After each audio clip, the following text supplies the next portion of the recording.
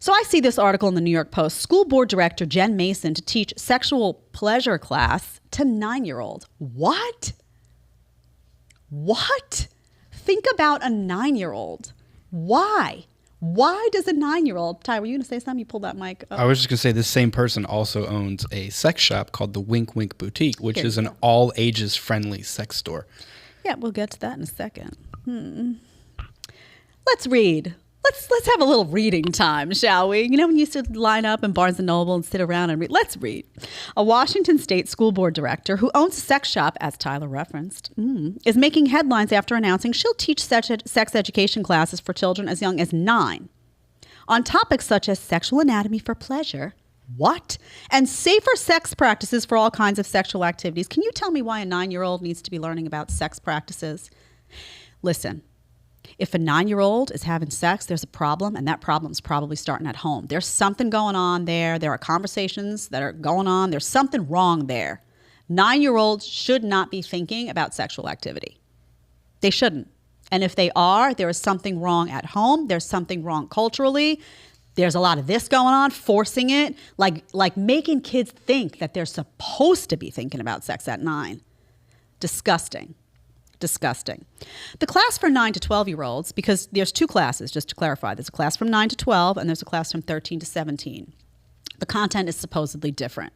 The class for 9 to 12s is an introduction to topics related to relationships, puberty, bodies, and sexuality. We focus on what makes healthy versus unhealthy friendships and romantic relationships. These are 9-year-olds. What do they know or need to know about romance?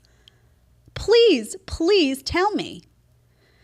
The science of how puberty works, consent and personal boundaries for 9-year-olds, defining sex and discussing why people may or may not choose to engage in sexual activities. Does this seem age appropriate? Now, if you told me this was a class for 17-year-olds, I'd still have questions about okay, well, shouldn't some of these conversations be having at home? 1. And is there parental consent involved? I would still have questions, but you're talking to me about having conversations with babies. 9? Think of a 9-year-old you know.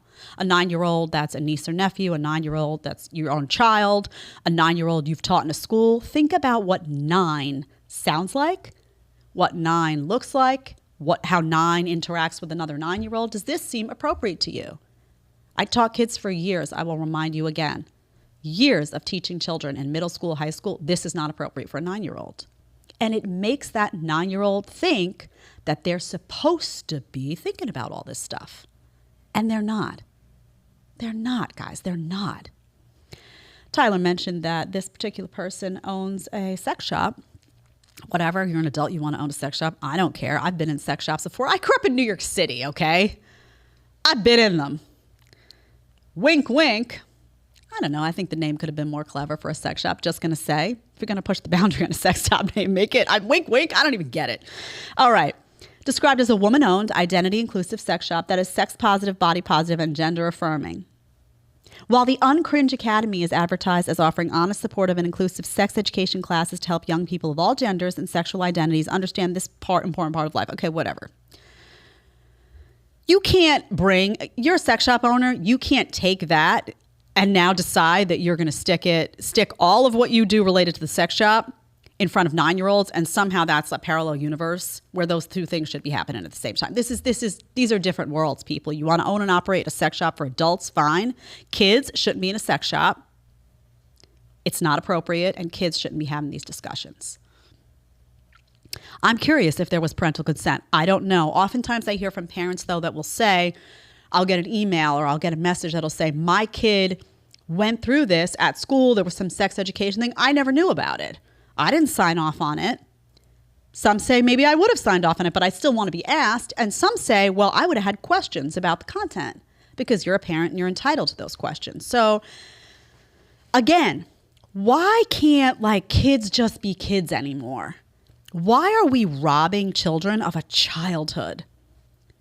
There is so much time where you have to worry about dating, relationships, sex, and it gets really complicated in life really fast. By the time you're, 18, 19, all this stuff just starts happening and life gets complex.